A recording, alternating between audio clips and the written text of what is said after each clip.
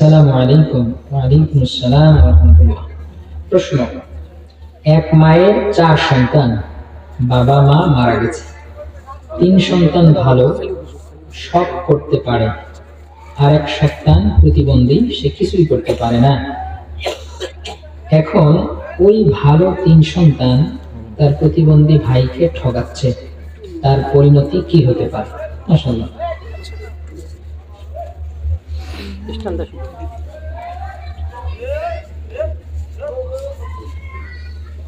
আল্লাহ রাব্বুল আলামিন কয়েক শ্রেণীর মানুষকে ভালোবাসে না। তার মধ্যে এক শ্রেণীর মানুষ হলো মাইয়াখদাউন নাস, যারা মানুষের সাথে প্রতারণা করে, মানুষকে ঠকায়। সবসময় মনে রাখবেন, আপনি যদি আজকে কাউকে ঠকান, 30 বছর পরে হলেও আপনি আরেক জায়গায় ঠকবেন। যাকে ঠগাবেন সে কখনো ঠেকবে না, কিন্তু আপনি ঠগানোর কারণে ঠেকে যাবেন। দুনিয়াতেও ঠেকবেন, আখিরাতেও ঠেকবেন। অতএব কোন মানুষের ঠকানো তো দূরের কথা, সে তো আপন ভাই। বরং আল্লাহ রাব্বুল আলামিন কোরআন মাজিদে বলেছেন, ওফি আমওয়ালিহিম হাক্কুন লিসসাইলি ওয়াল মাহরুম, যারা বঞ্চিত, যারা অসহায়, এই সমস্ত মানুষের হক রয়েছে তাদের সম্পদে, যারা সচ্ছল। আর আপন ভাই সাথে কোথায় নেই। অতএব মনে করতে হবে, আপনি যদি তার অধিকার থেকে তাকে বঞ্চিত করেন, আল্লাহ রাব্বুল আলামিন আপনাকে বঞ্চিত করবে। আপনি জান্নাতে যেতেই পারবেন না যদি আপনি আত্মীয়তার সম্পর্ক ঠিক না রাখেন।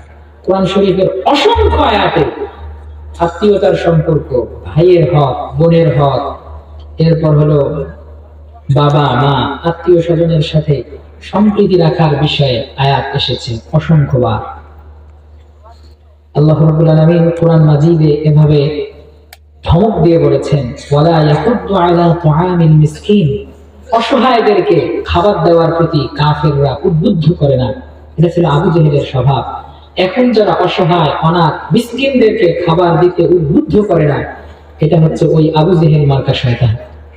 সূরাতুদ দাহরে আল্লাহ রাব্বুল আলামিন বলেছেন, ইন্নামা নুতঈমুকুম লিওয়াজহিল্লাহি, কিছু মানুষ আলা হুব্বিহি মিসকিনান ওয়া ইয়াতীমান ওয়া আসীরা, আসলে সম্পদের প্রতি, খাবারের প্রতি সবার চাহিদা আছে, সবার লোভ আছে, সবার আকাঙ্ক্ষা আছে, তারপরেও নিজে স্যাক্রিফাইস করে যখন আরেকজনকে দেন, তখন তার প্রয়োজনের সময় আল্লাহ রাব্বুল আলামিন তাকে দান করেন। মান কানাত ফি হাজাতি আখিহি কানা আল্লাহু ফি হাজাতিহি, আজ যদি আপনি কোন ভাইয়ের প্রয়োজনের সময় দাঁড়িয়ে যান, আপনার প্রয়োজনের সময়ে ওই ভাই দাঁড়াক আর না দাঁড়াক, স্বয়ং আল্লাহ তাআলা আপনার প্রয়োজনের সময় দাঁড়াবেন। সুবহানাল্লাহ। আমাদের মধ্যে একটা ভুল ধারণা আছে যে সারা জীবন ওই একটা আন্ন, ওই তো মোর ভাইয়ের ঘুড়ি দেখে না, ওই ঘুড়ি না দেখো, দেখবে গাই জোরে বলেন, কে দেখবে?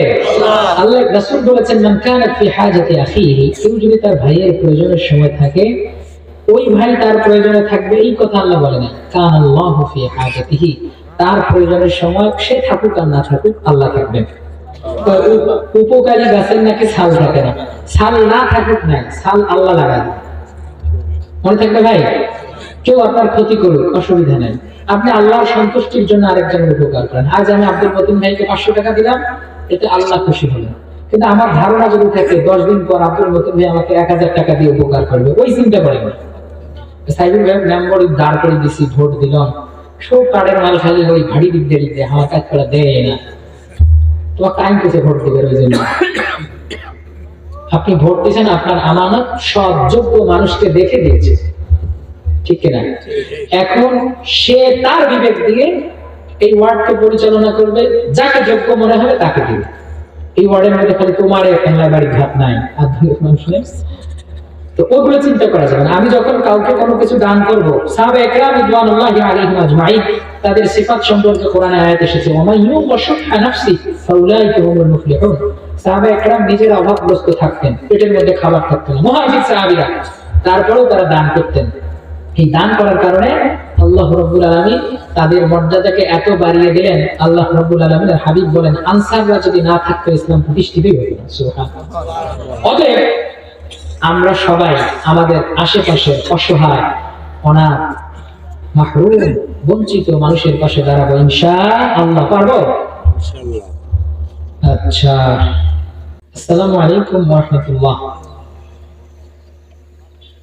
Umrah Hajj can be called Al-Hajj till title or আমরা উমরা হজ করে তাকে আল-হাজ করা যাবে?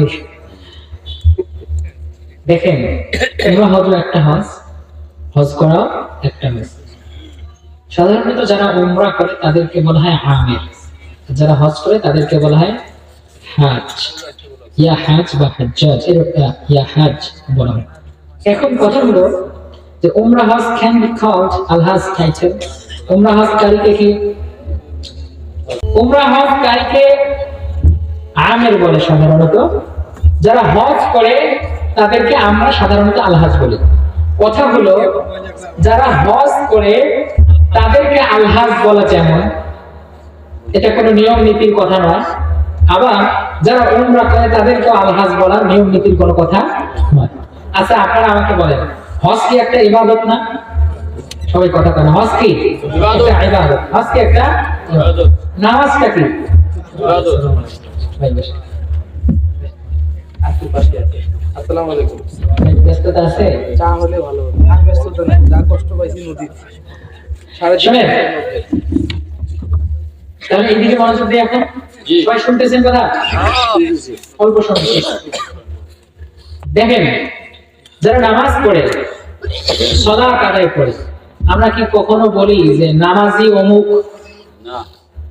কখনো বলি যে যাকাত দেয় তাকে মুজাক্কি অমুক, যে রোজা পালন করে তাকে বলি সায়েম অমুক আব্দুল মান্নান? এভাবে কেউ বলি না। তো সাধারণত এই সমস্ত টাইটেল এটা ব্যবহার করার কোন রীতি ইসলামে নাই, কিন্তু কেউ যদি দেয় বরকত স্বরূপ, যেমন হাফেজ হযরত আবু বকর রাদিয়াল্লাহু তাআলা আনহু, কেউ বলছে হাফেজ আবু বকর, হাফেজ যায়েদ বিন সাবিত, যায়েদ বিন সাবিত কোরআনের হাফেজ, কেউ তাকে হাফেজ সাহেব বলছে। সবচেয়ে বড় ফকিহ সাহাবীকে কেউ কি বলছে মুফতি সাহেব বা মাওলানা সাহেব। তা আমরা এই শব্দগুলো কেন বলি? এগুলো দোয়ার ক্ষেত্রে। কিসের ক্ষেত্রে? দোয়া। একজন হাজী সাহেবকে যখন হাজী বলে ডাকি তখন তার জন্য দোয়া করা হয়। কি করা হয়? বরকত হিসেবে এটা বলা যায়। কিন্তু এটা বলার কারণে যদি কারো মনের মধ্যে অহংকার তৈরি হয় তাহলে আর এই নাম ব্যবহার করা যাবে না। আচ্ছা, if small children come to pray in mosque and do mistake, we drive them away in anger. Can this be done? মসজিদে ছোট বাচ্চারা যদি আসে তাহলে তাদের সাথে আমরা খারাপ ব্যবহার করি, এটা কি করা যাবে? না। ছোট বাচ্চারা আজকে আসলে 70 বছর পর ওই স্মৃতিটা মাথায় থাকবে। ওই স্মৃতি মাথায় থাকলে পরবর্তীতে ইসলামের পথে আসা তার জন্য সহজ হবে। আর বিশ্বনবী সাহাবা ইকরামদের সাথে, ছোট বাচ্চাদের সাথে কখনোই খারাপ ব্যবহার করতেন না, সবসময় কোলে তুলে নিতেন। আপনারাও মসজিদে আসলে তাদেরকে দূরে ঠেলে দেবেন না, বরং পৃথিবীর ওয়ার্ল্ড ফেমাস মসজিদগুলোতে ছেলেদের জন্য বাচ্চাদের জন্য আলাদা কোয়ার্টার করে দেওয়া হয়। এজন্য বাচ্চারা আসলে কেউ তাদের সাথে দুর্ব্যবহার করবে না, তারা আসবে, আনন্দ ফুর্তি করবে, আপনারা ধৈর্য ধরে যেভাবে তাদেরকে স্বাভাবিক রাখা যায় এইটা করবেন। শাইখ, আসসালামু আলাইকুম। ওয়া আলাইকুম সালাম। আমার প্রশ্নটা হলো, খুব সংক্ষেপে বলছি, রাত অনেক হয়ে গেছে। আমার প্রশ্নটা হলো, আমি একজন স্বেচ্ছাসেবক, মাঝে মাঝে আমি আমার নিজের অর্থ দিয়েও মানুষকে সেবা দিয়ে থাকি। রাত নাই, দিন নাই, ঝড় নাই, তুফান নাই, আমি কিছুই মানি না। আমার পরবর্তী যাজা কি হতে পারে? আল্লাহ রাব্বুল আলামিন এর যাজা আপনাকে কি দিবেন আপনি কল্পনা করতে পারবেন না। পৃথিবীতে সবচেয়ে বড় কাজ, খায়রুন নাস মান ইয়ানফাউন নাস। আল্লাহ রাব্বুল আলামিনের রাসূল বলেছেন, পৃথিবীতে শ্রেষ্ঠ মানুষ সে যে মানুষের উপকার করে। সুবহানাল্লাহ। এই সারা জীবন খালি হুজুরের ঘরে ওয়াজ শুনেন যে আমরা উপকার করে মানুষের, তার কোনো ফজিলত হুজুরের ঘর পায় না। কিন্তু আল্লাহ রাব্বুল আলামিনের হাবিব বলেছেন, পৃথিবীর শ্রেষ্ঠ মানুষ সে যে মানুষের উপকার করে। যে মানুষের কি করে ভাই? উপকার করে। যেভাবে পারেন নিজের ক্ষতি হলেও মানুষের উপকার করবেন, কিয়ামতে এর যাজা আল্লাহ রাব্বুল আলামিন আপনাকে দান করবেন। রাসূল সাল্লাল্লাহু আলাইহি ওয়াসাল্লাম নিজে কখনো পকেটের দিকে তাকাতেন না, যখন যা আসতো এইভাবে দুহাত ভরে দিয়ে দিতেন। রাসূল সাল্লাল্লাহু আলাইহি ওয়াসাল্লামের কোনো ব্যাংক ছিল না, ব্যালেন্স ছিল না, তার ওয়াফাতের সময় ঘরে কিচ্ছু ছিল না, শুধু মানুষকে দিয়েছে, কখনো মানুষের কাছ থেকে নেন নাই। সুবহানাল্লাহ। তাহলে আমরা মানুষের উপকার করব, পারবো ইনশাআল্লাহ। আসসালামু আলাইকুম। ওয়া আলাইকুম আসসালাম। প্রশ্ন, আইডল শব্দের অর্থ কি? মাশাআল্লাহ। প্রশ্ন, ব্যানারে বা পোস্টারে ছবি লাগা জায়েজ আছে কি?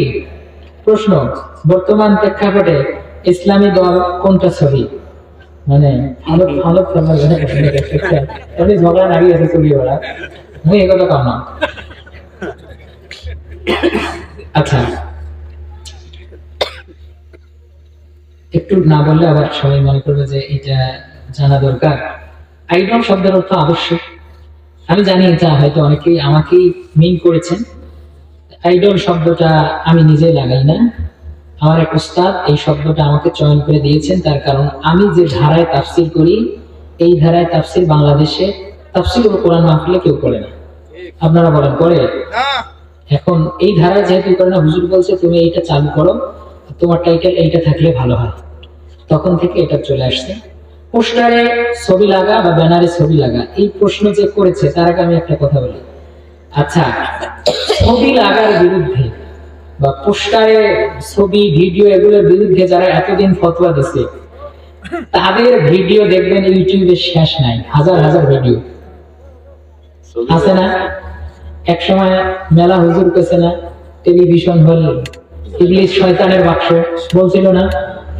তো ওই সময় অনেক আলেম ওলামা কেরাম বলছে যে টেলিভিশনের বাইরে যা করা হারাম, টেলিভিশনের ভিতরেও করা তা হারাম। বাইরে দেখা যা হারাম, টেলিভিশনেও ওইটা দেখা হারাম। এখন টেলিভিশনের মধ্যে যদি ওয়াজ হয় দেখা যাবে, বাইরে ওয়াজ হলেও দেখা যাবে। বাইরে যেমন উলঙ্গ নারীর ড্যান্স দেখা যাবে না, টেলিভিশনের ভিতরেও সেটা দেখা যাবে। বিষয়টা ছিল সিম্পল, কিন্তু এক শ্রেণীর হুজুর ফতোয়া দিছে ওখান থাকলে ওই ইমেল নষ্ট। এই জিনিসগুলো খুব সিম্পল, জিনিসগুলো বুঝতে হবে। ইসলামকে বিজয় করার জন্য, আধুনিক চ্যালেঞ্জকে মোকাবেলা করার জন্য, সত্যি কথা বলতে কি জানেন, যারা চ্যালেঞ্জ ফেস করে তাদের চিন্তা আর যারা চ্যালেঞ্জ ফেস করে না তাদের চিন্তা কখনো এক হতে পারে না। আপনি চৌরাপাড়ার মধ্যে খেতা ঘুমর দিয়ে কভার পান, ছবি তোলা যায় না, কিন্তু পাসপোর্ট করবে যায় দেখো ছবি ছাড়া গতি নাই। ওই পাসপোর্ট কি বোঝে না, আপনি ফতোয়া দিবে কি? এজন্য যে যুগে যে ফকিহ ছিল, মুফতি ছিল, ওই যুগের জ্ঞান তাদের দরকার বেশি। যারা একমুখী জ্ঞান অর্জন করে এদের কাছ থেকে ফতোয়া নিতে গেলে খালি ঝামেলা, খালি ঝামেলা। বোঝে না আন্দাজে ফতোয়া দেয়, 20 বছর পর ওটাকে যায় যায় যায়। বর্তমান প্রেক্ষাপটে ইসলামী দল কোনটা সহি ভাই, এটা আমি কওয়া না, আল্লাহ রাসূল মাফ করে দেন। বালাগাল উলা বিকামালিহি এমন একটা দরুদ আছে, এটাকে রাসূলের মুখে বাণী না। বালাগাল উলা বিকামালিহি এটা রাসূলের মুখের বাণী নয়, এটা জামি, শাইখ জামি আব্দুর রহমান জামি তিনি এটা বলেছেন।